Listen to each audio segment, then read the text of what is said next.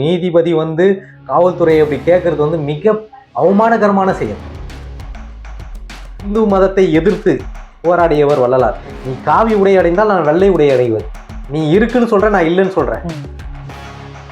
எந்த ஒரு தலித்தும் ஆதி திராவிட சமூகத்தை சேர்ந்தவரோ இல்ல பழங்குடி வகுப்பினரை சேர்ந்தவரோ ஒரு லோனை வாங்க முடியலையே.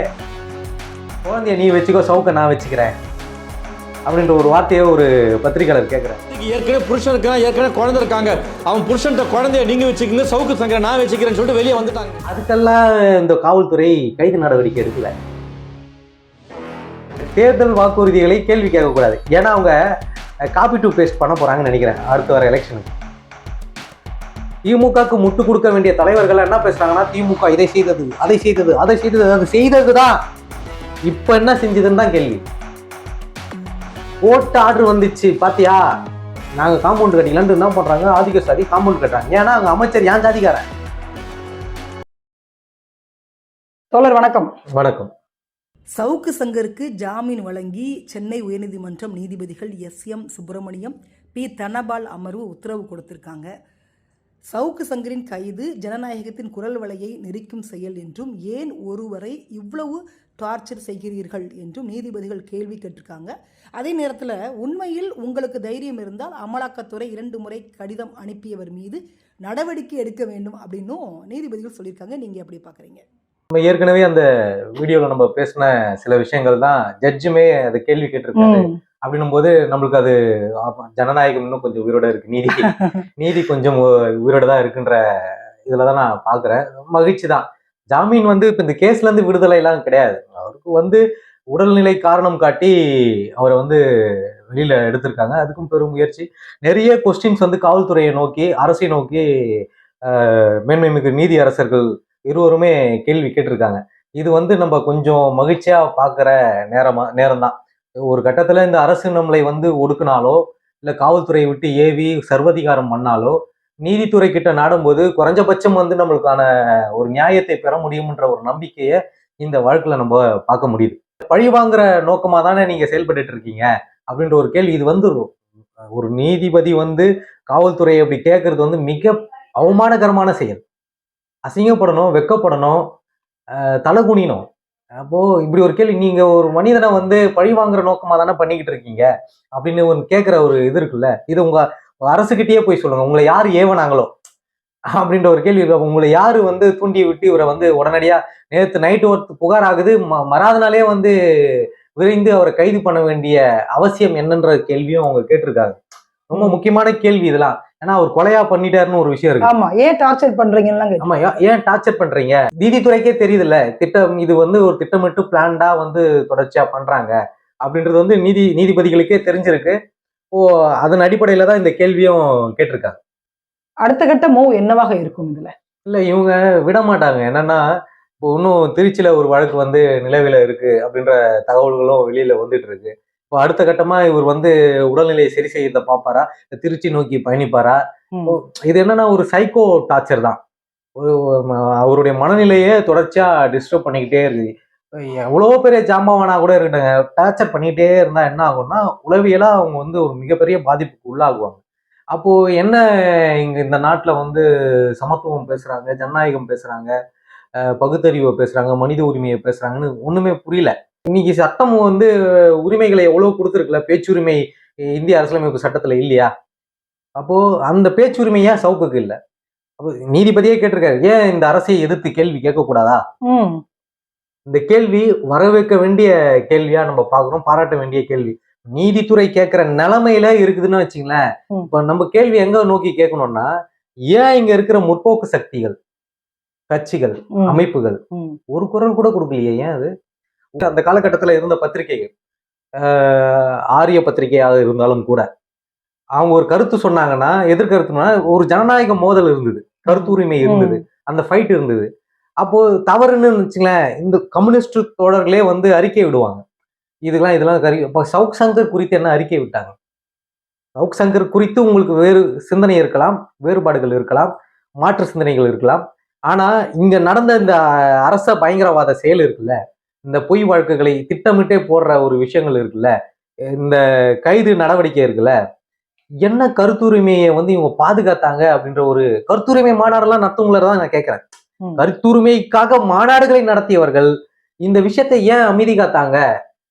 அப்போ உங்கள் எஜமானன் மார்க்சும் எங்கெல்ஸுமா இல்ல ஆளும் கட்சி திமுக முதலமைச்சரா ஸ்டாலினா இல்ல உதயநிதியா? ம்.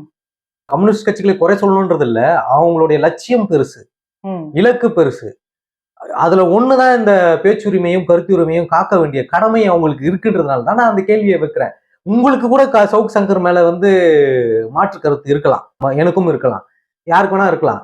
ஆனா குறைஞ்சபட்சம் நம்ம எங்க கேள்வி வைக்கிறோம்னா, ஏன் நீங்கெல்லாம் வந்து எந்த ஒரு அறிக்கையுமே வெளியிடலையே? ம். அதுக்கான காரணம் என்ன? ஆளும் கட்சி எது வேணா செய்யலாம், காவல்துறையை ஏவி விட்டு என்ன வேணா பண்ணலாம், நீதித்துறை கேக்குதுல்ல, ம். நீதிபதிகள் கேக்குறாங்கல்ல, அந்த நிலைமையில வச்சிட்டு இருக்கீங்களே.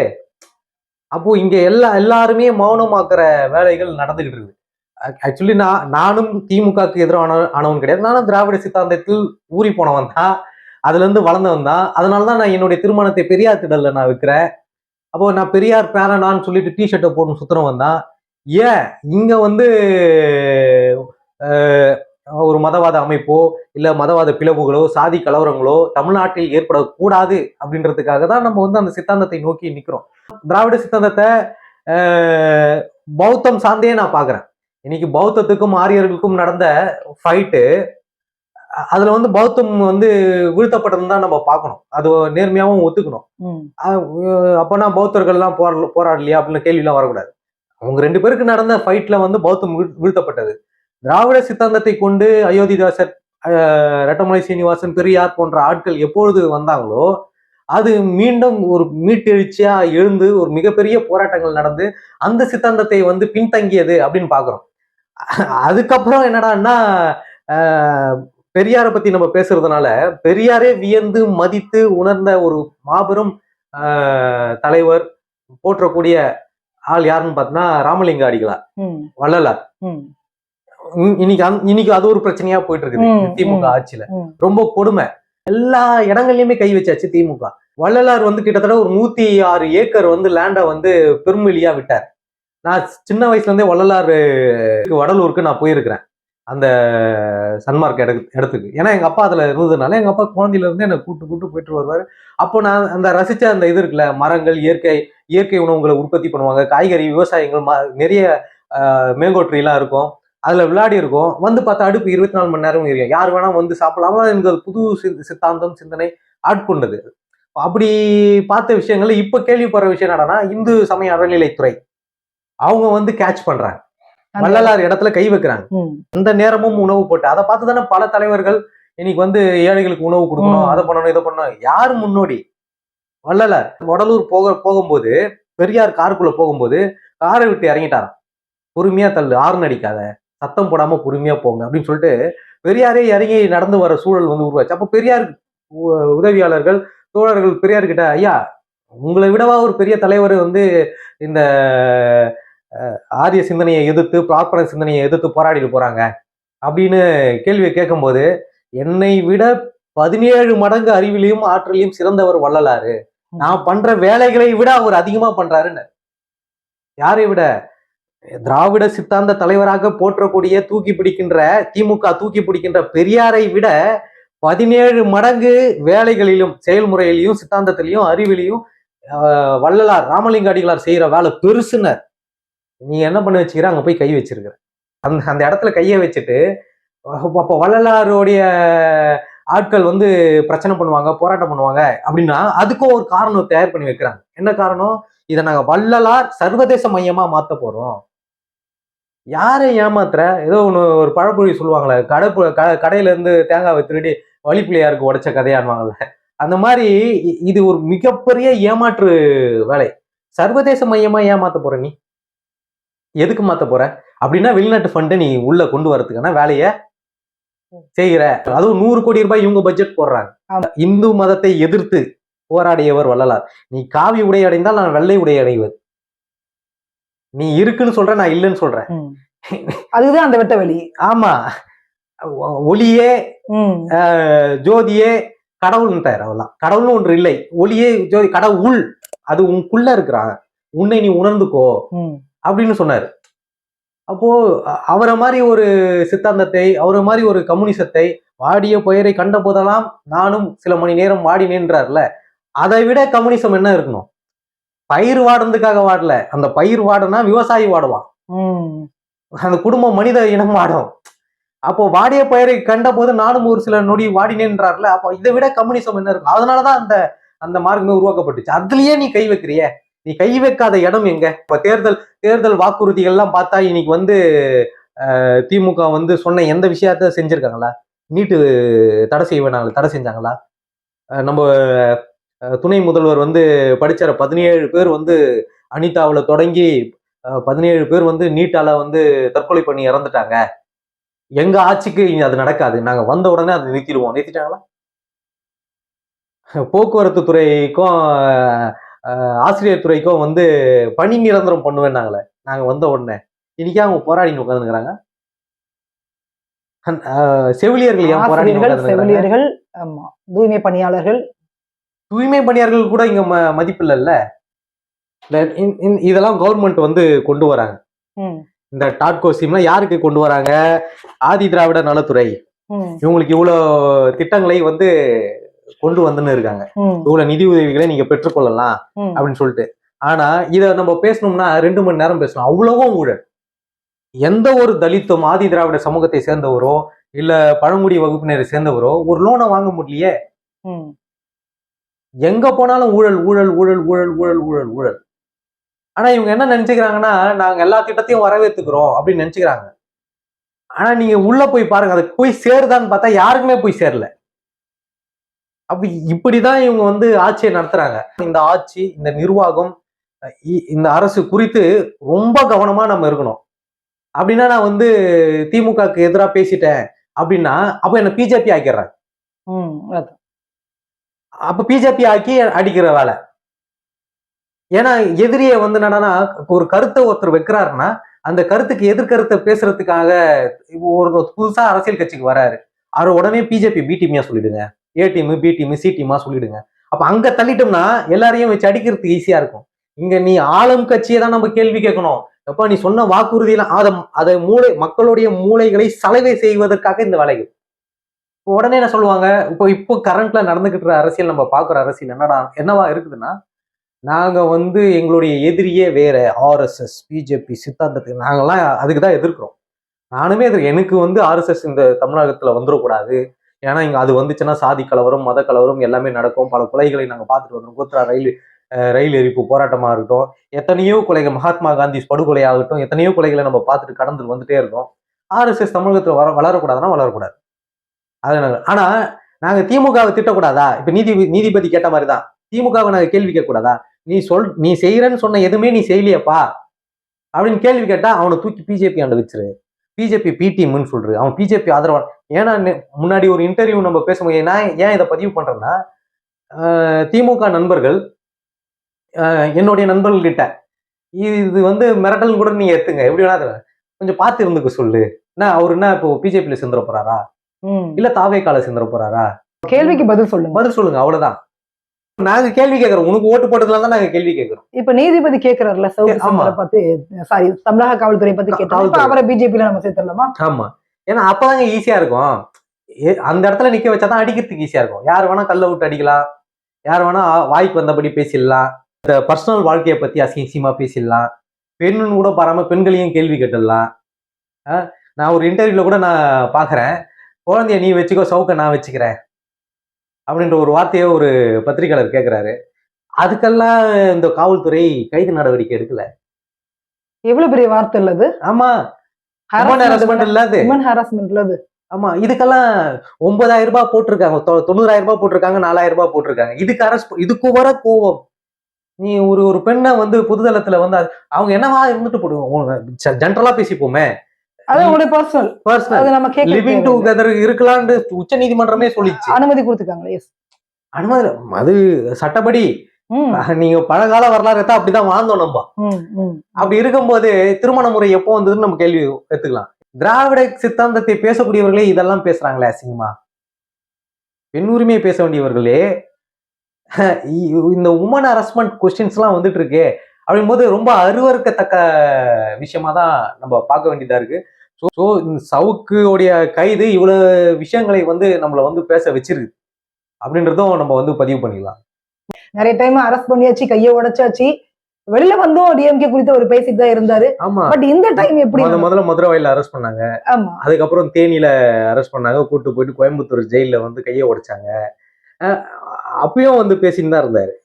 இப்பவும் இந்த நீதிபதி முன்னாடியே வந்து இவர் வந்து மேலும் பேசக்கூடாதுன்னு ஒரு கொஸ்டினை வச்சிருக்காங்க. ஓகே, அது எப்படி முடியும்? பேச்சுரிமை எனக்கு சட்டத்துல கொடுத்திருக்கிற உரிமை தானே, அது எப்படி பேசாம இருக்க முடியும்? வந்து அவர் பேசுவார், அதாவது மக்களுக்கு தெரியும், அவர் பேசிடுவார், பேசாமலாம் இருக்க முடியாது. நாங்க எப்படி தெரிஞ்சுக்கிறதுன்னு ஒண்ணு இருக்குல்ல. ஆளும் கட்சியை குறித்து மற்ற கட்சிகள் நீங்க பேசுங்க, மற்ற சேனல்கள் பேசுங்க. எல்லா சேனலும் என்னால விலை கொடுத்து வாங்க முடியும் போது ஏதோ 1-2 சேனல் பேசும்போது கவனம் அங்கதானே போவோம். அப்போ சவுக்கு சங்கம் சமீபத்துல இருந்து சில விஷயங்களை வந்து நிறைய இந்த தேர்தல் வாக்குறுதிகள்லாம் கிளறி கிளறி பேச ஆரம்பிச்சாரு. இந்த தேர்தல் வாக்குறுதிகளை கேள்வி கேட்கக்கூடாது, ஏன்னா அவங்க காப்பி டு பேஸ்ட் பண்ண போறாங்கன்னு நினைக்கிறேன் அடுத்து வர எலெக்ஷனுக்கு. அன்புமணி ராமதாஸ் ஐயா வந்து ரொம்ப தெளிவாகவே வந்து ஒரு புத்தகமா வெளியிட்டு இருக்கிறாங்க. விடியல் ஆட்சின்றீங்க, விடியல் எங்கே அப்படின்னு ஒரு புத்தகத்துல 505 தேர்தல் அறிக்கைகள் டிஎம்கே கொடுத்தாங்க பிரச்சாரத்தின் போது. 66 நிறைவேற்றம் பண்ணிருக்கிறாங்க, மீதி எதுவுமே பண்ணவே இல்லை. இப்ப இதை குறித்து பேசினா அவரை நம்ம கைது பண்ண முடியுமா? இருக்கிறதுன்னு அவங்க வந்து ஆதாரபூர்வமா பேசுறாங்க, அதைத்தானே இவரும் வந்து பேசியிருக்கிறாரு. இல்ல, இதையெல்லாம் மூடி மறைப்பதற்கு நிறைய விஷயங்களை அவங்க வந்து பொய் கணக்கு எழுதுறதுன்னு கிராமத்துல எழுதுவாங்க. கிராம கட்ட பஞ்சாயத்துகள்ல பொய் கணக்கு எழுதுவாங்க. அந்த மாதிரி வந்து எல்லாமே நாங்கள் 80% செய்து முடித்து விட்டோம், நாங்கள் 85% செய்து முடித்து விட்டோம், தேர்தல் வாக்குறுதி இன்னும் 10% இருக்கிறது, 90% செய்து முடித்து விட்டோம், எலெக்ஷனை பிம்பிளாக்கி பிளாப்பின்னுவாங்க, எல்லாத்தையும் முடிச்சிட்டோம். கொடுக்கணுன்ற அவசியம் இல்லையே, இதுக்கு டிஎம்கே இருக்கக்கூடிய பர்சனே சொல்றாங்க கொடுக்கணுன்ற அவசியம் இல்லையே, தேர்தல் அறிக்கை கொடுத்தா அதெல்லாம் நிறைவேற்றணும் என்ன அவசியம் இருக்குது? அது லீகலி கிடையாது இல்ல, சட்டத்துல இருக்குது அந்த மாதிரி. நாங்க தேர்தல் அறிக்கை கொடுத்துட்டோம், நிறைவேற்றிதான் ஆகணும்ன்றதெல்லாம் சட்டத்துல கிடையாது. என்ன பண்ணலாம்? மக்கள் கேள்வி கேட்க முடியாது. ஆமா, அப்ப மக்கள் என்ன பண்ணணும்? தமிழ்நாட்டு மக்களுடைய அரசியல் அறிவு, இந்த அரசியல் அறிவால வந்து ஒரு பார்ப்பனிய சித்தாந்தமோ இல்ல வட மாநிலத்தில் ஆண்டு கொண்டு இருக்கின்ற பிஜேபி அரசியல் கட்சியோ உள்ள கால் ஊன்றவே முடியாது. அதுக்கு காரணம் திமுக இல்ல, அதுக்கு காரணம் பெரியார், அதுக்கு காரணம் ரெட்டமலை சீனிவாசன், அயோத்திதாசர் பண்டிதர், MC ராஜா, இவங்கெல்லாம் பண்ணிட்டு போனதுதான். இவங்க விதைத்த விதை இருக்குல்ல, வள்ளலார், இவங்கெல்லாம் போட்ட விதை இருக்குல்ல, அந்த விதையில தான் இங்க வந்து அவங்களால கால் ஊன்றவே முடியல. திராவிட பேச்சாளர்கள்லாம் நிறைய ஸ்பீச்சை நாங்க கேட்டுட்டு வரும்போது திமுக என்ன செய்யவில்லை, பேருக்கு பின்னால் சாதி எடுத்தது என்ன செய்யவில்லை, திமுக என்ன செய்யவில்லைன்னு பேசுறாங்கல்ல. இந்த மாற்றங்கள்லாம் திராவிட கட்சி தான் செஞ்சது. இந்த 5 ஆண்டுல நீ என்ன செஞ்ச அதை சொல்லு. இந்த 5 ஆண்டு சாதனைகளை பற்றி பேசு, இதான் கேள்வி. இப்போ இந்த கேள்வியில தான் நம்ம வந்து பேசணும்னா, திமுகக்கு முட்டு கொடுக்க வேண்டிய தலைவர்கள் என்ன பேசுறாங்கன்னா, திமுக இதை செய்தது, அதை செய்தது, அதை செய்தது, அது செய்ததுதான், இப்ப என்ன செஞ்சதுன்னு தான் கேள்வி. அங்க இருந்து நீங்க வாங்கல, இப்ப எதுவும் செய்யல, நாங்குநேரி பிரச்சனையை தீர்வு காணல, வேங்க வயல்ல தீர்வு காணல, முட்டு மறைக்கதானே பார்த்தது, எதுல தீர்வு கண்டது? திரௌபதி அம்மன் கோவில திறக்க முடியல, எவ்வளவு பெரிய விஷயம்ன்றது பாருங்க. இப்போ இங்க கீரனூர் பகுதியில் ஐயா கக்கன் அவர்கள் மக்களுக்கு இப்போ பயன்படுத்துறது குடிநீர் கிணறு ஓபன் பண்ணாரு. அது ஒரு ஆதிக்க சாதியை சார்ந்த நபர் வந்து மடக்கி வைக்கிறார். வடிவேலு என்கிட்ட அப்பாயின்மெண்ட் ஆர்டர் இருக்குடா அப்படின்னு வரல, கவர்மெண்ட் ஆர்டர். அது மாதிரி கோர்ட்ல வந்து என்ன பண்ணியிருக்காங்கன்னா, இதை ஆய்வு செய்து எனக்கு வந்து போலீஸ் வந்து குற்றப்பத்திரிகை தாக்கல் பண்ணணும்னு சொல்லியிருக்காங்க. ஆமா, யாரும் பயன்படுத்தக்கூடாது, யாருக்கும் சொந்தம் கிடையாது, இந்த ஆய்வு செஞ்சு கொடுங்கன்னு தான் கோர்ட் கேள்வி கேட்டிருக்கு. கோர்ட் ஆர்டர் வந்துச்சு, பாத்தியா நாங்க காம்பவுண்ட் கட்டிக்கலான்னு என்ன பண்றாங்க, ஆதிக்க சாதி காம்பவுண்ட் கட்டுறாங்க. ஏன்னா அங்க அமைச்சர் ஏன் ஜாதிக்காரன், அந்த காரணத்துக்காக. அப்போ என் மாமன் தான் அமைச்சராகிறான், அவன் சொந்தக்காரனே என்ன பண்றான், மடக்குறான் அந்த லேண்ட. அப்ப அதுக்குள்ள கக்கன் கட்டி வச்சு குடிநீர் கிணறு இருக்குது. இதெல்லாமே எந்த ஆட்சியில நடக்குது? அந்த அமைச்சர் யாரு? 6 முறை எங்க பழனி வட்டத்துல, திண்டுக்கல் மாவட்டத்துல 6 முறை எம்எல்ஏ இருந்தவர், திமுக கட்சியை சேர்ந்தவர் தான், இன்னைக்கு அமைச்சரா இருக்கிறாரு.